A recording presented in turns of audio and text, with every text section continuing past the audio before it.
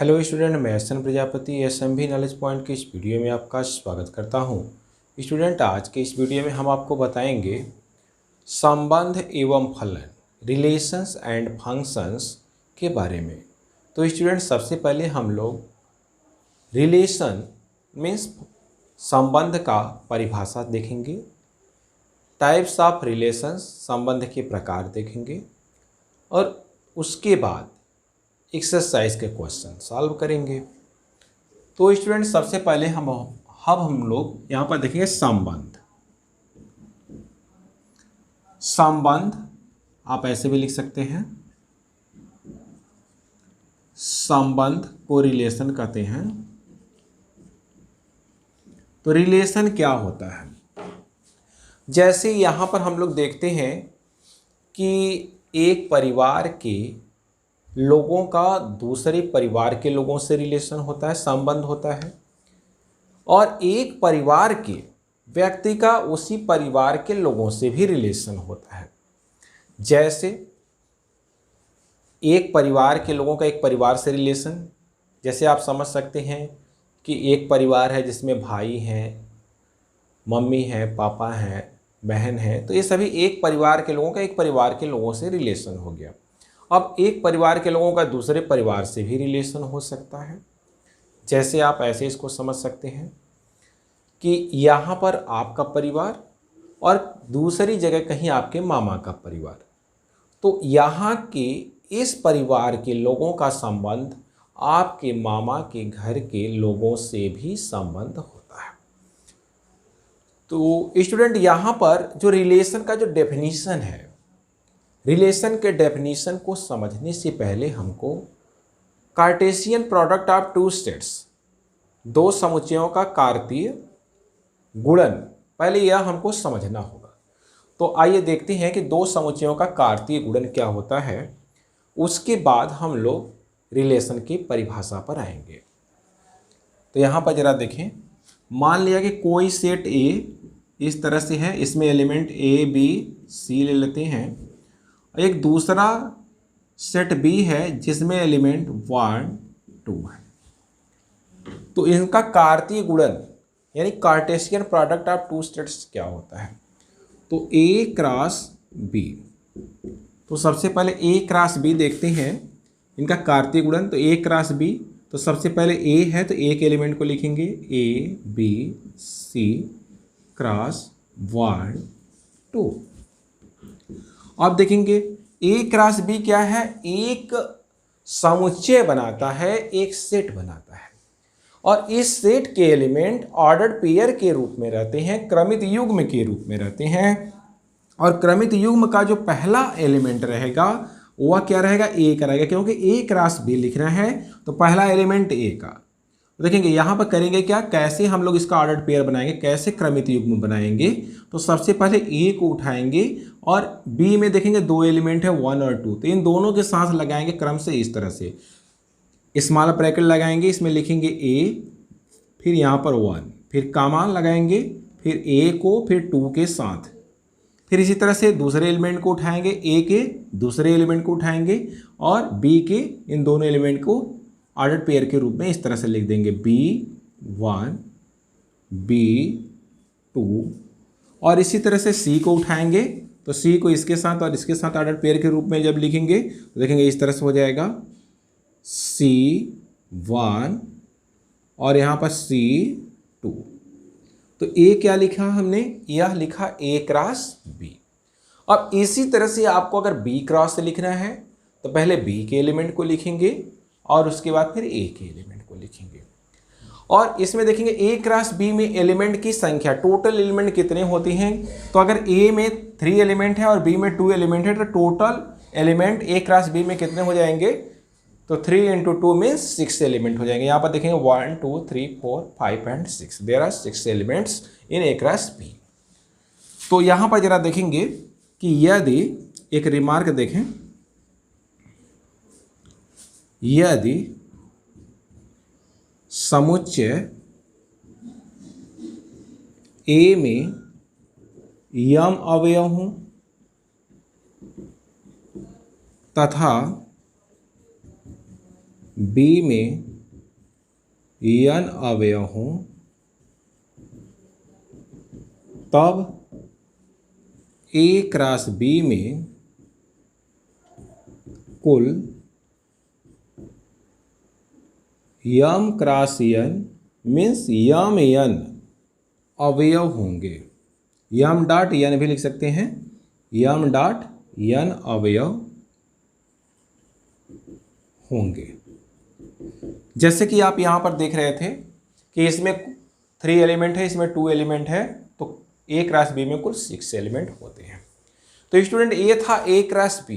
अब आप सोच रहे होंगे कि A क्रॉस B का रिलेशन से किस प्रकार का संबंध है, किस प्रकार से A क्रॉस B से हम लोग रिलेशन की परिभाषा जनरेट करेंगे। तो यहाँ पर जरा देखेंगे जो रिलेशन का जो डेफिनेशन होता है, यहाँ पर जरा देखेंगे जो रिलेशन का जो डेफिनेशन होता है तो वह इस तरह से होता है। जैसे मान लिया कि माना दो समुच्चय, या कि माना दो समुच्चय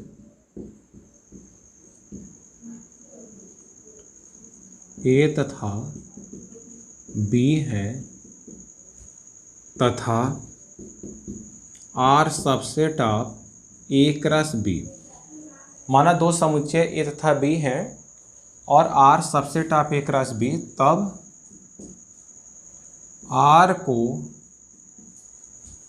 तब R को A से B में एक संबंध कहते हैं। ये क्या है? संबंध कहते हैं।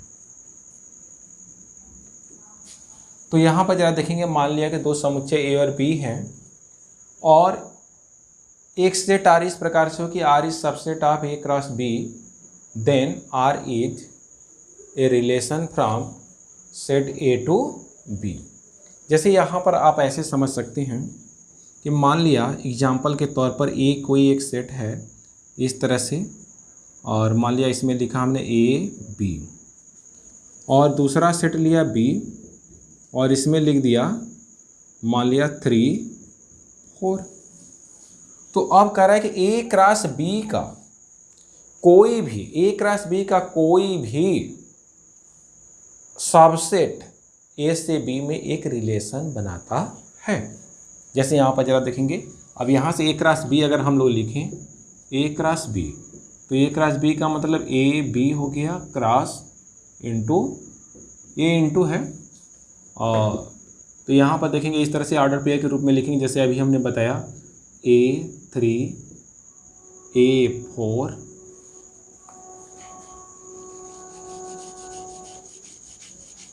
यहाँ पर जरा देखें, यहाँ पर यह हो जाएगा फिर B3 और B4। तो इस तरह से यह हमने लिखा है A क्रॉस B। अब इस A क्रॉस B का कोई भी जो सबसेट है वह A से B में एक रिलेशन बनाता है। तो यहाँ पर जरा देखें, जैसे हमने ले लिया R इक्वल टू कोई एक सेट बना ले इसका। तो यहाँ पर ये जरा देखेंगे, यहाँ पर मान लिया हमने लिखा A3 और क्या लिखा B4। तो यहाँ पर यह R A से B में एक रिलेशन बना लिया। क्यों? क्योंकि R क्या है? सबसेट है A क्रॉस B का। तो इसको सपोज करिए यह R1 है। इसी तरह से R2 लिख सकते हैं। R2 ये कोई एक बना लें, जैसे मान लिया A4, यहाँ से जरा देखें A4 ले लिया और यहाँ सर ये B3 रहेगा इस तरह से, और मान लिया B3 ले लिया। तो यहाँ पर यह भी एक रिलेशन है। इस तरह से बहुत सारे रिलेशन हो सकती हैं। तो यहाँ पर जरा देखेंगे कि A से B में रिलेशन क्या होता है? A क्रॉस B का कोई ना कोई सबसेट होता है।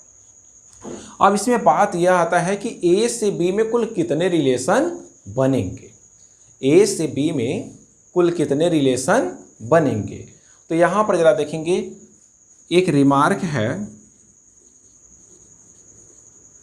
कि यदि number of element in set A equal to m और number of element in set B equal to n हो जाए तो A से B में कुल संबंधों की संख्या, यहां पर क्या देखेंगे, A से B में कुल संबंध, यहां पर देखें कुल संबंध आप ऐसे भी लिख सकते हैं, कुल संबंध बराबर 2 पावर m n होता है, 2 पावर m n होता है, यानी 2 के घाते m इंटू n होता है।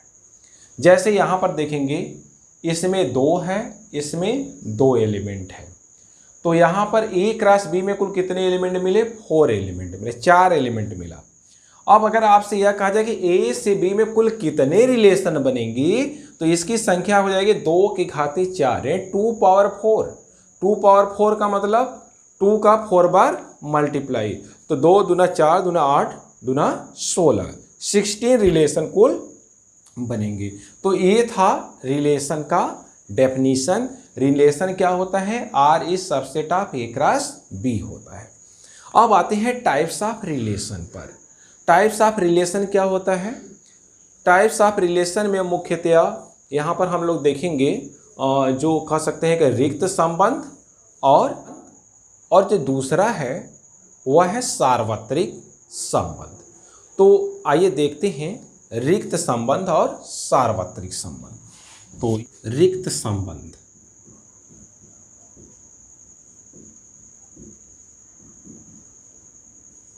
रिक्त संबंध को हम लोग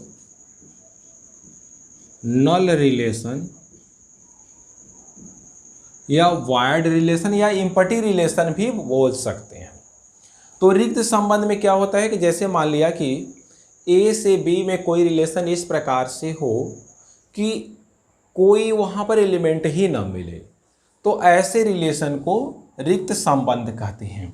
जैसे मान लिया कि यहाँ पर कोई सेट हमने ले लिया A 1 2 3 और B ले लिया, मान लिया हमने यहाँ पर 3 4, सॉरी मान लिया यहाँ पर हमने ले लिया 4 5, चलिए 6 भी ले लिया। अब यहाँ पर एक रिलेशन हम R इस प्रकार से बना रहे हैं कि R equal to AB such that, यहाँ पर जाते देखिए सच दैट 2 बिंदी लगाते इसको पढ़ते हैं सच दैट, तो R equal to AB such that A minus B equal to 10। मान लिया ऐसा हमने एक रिलेशन बना लिया। A में एलिमेंट है 1 2 3, B में एलिमेंट है 4 5 6, मान लिया ऐसे।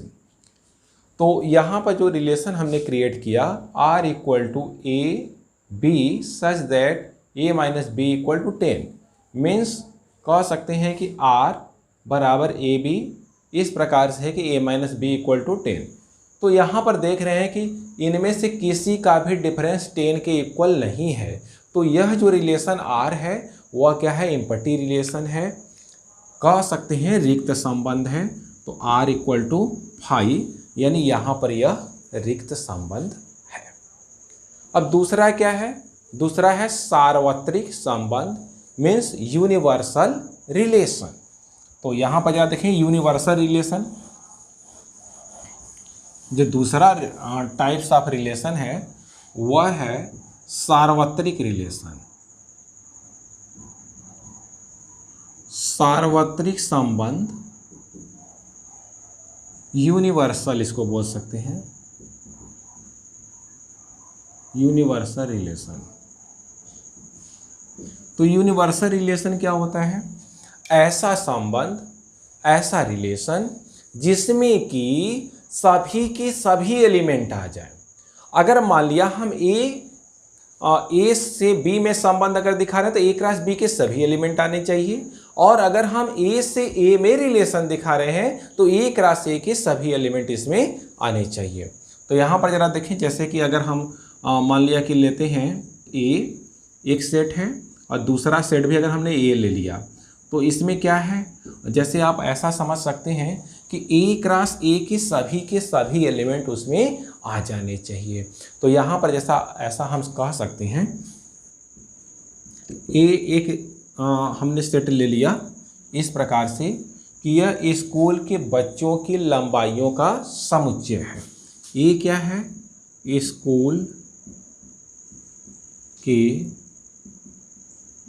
बच्चों की लंबाइयों का समुच्चय है, इस तरह से। और एक रिलेशन हमने आर इस प्रकार से डिफाइन कर दिया कि ए बी बिलोंग्स टू, या A B such that A minus B, यहाँ पर मॉड ले लिया। तो मॉड का मतलब हो गया चाहे ए में से बी को माइनस कर लें, चाहे बी में से ए को पॉजिटिव वैल्यू आनी चाहिए। तो यहाँ पर such that A minus B, यहाँ पर लिखेंगे लेस देन, यहाँ पर लिख देंगे 4 मीटर। मीन्स यहाँ पर क्या है कि दो बच्चों की लंबाइयों का जो डिफरेंस है, जो अंतर है, वह 4 मीटर से कम होनी चाहिए। तो 4 मीटर से कम, तो यहाँ पर ज़रा देखें, ये चूँकि बच्चों की लंबाइयाँ हैं तो उनमें अंतर कितने का रहेगा, 4 मीटर से वास्तव में कम रहेगा। तो यहाँ पर ये पूरे के पूरे बच्चों का जो कह सकते हैं लंबाइयाँ हैं वह इसमें आ जाएंगी, और यह जो रिलेशन बनेगा वह यूनिवर्सल रिलेशन बनेगा, क्योंकि ऐसे रिलेशन में कोई भी बच्चा छूट नहीं रहा है। मीन्स कह सकते हैं कि यहाँ पर ए क्रॉस ए के सभी एलिमेंट आ रहे हैं। तो यहाँ पर ज़रा देखें, तो यहाँ आर एक सार्वत्रिक संबंध है। यह सार्वत्रिक संबंध क्यों है, एक बार फिर से देखें। यहाँ पर देखेंगे ए क्या है, स्कूल के बच्चों की लंबाइयों का समुच्चय है, और आर हमने एक संबंध इस प्रकार से विकसित किया कि A B such that A minus B less than 4 metre. यानी अगर स्कूल के कोई भी दो बच्चे लें तो उनकी लंबाइयों का अंतर 4 मीटर से कम आना चाहिए। तो यहाँ पर देख रहे हैं कि जितने भी बच्चे स्कूल के हैं सभी की लंबाइयों का अंतर 4 से कम आएगा। मीन्स यहाँ पर ए क्रॉस ए का कोई भी एलिमेंट छूट नहीं रहा है। तो यहाँ पर जो संबंध होगा वह सार्वत्रिक संबंध होगा, मीन्स यूनिवर्सल रिलेशन होगा। तो अब इसके बाद क्या आता है, इसके बाद जो रिलेशन के टाइप में है वह है सिमेट्रिक रिलेशन, सममित, रिफ्लेक्सिव, सिमेट्रिक और ट्रांजिटिव। और अगर ये तीनों रिलेशन हो जाते हैं तो उसके बाद फिर इक्विवेलेंस रिलेशन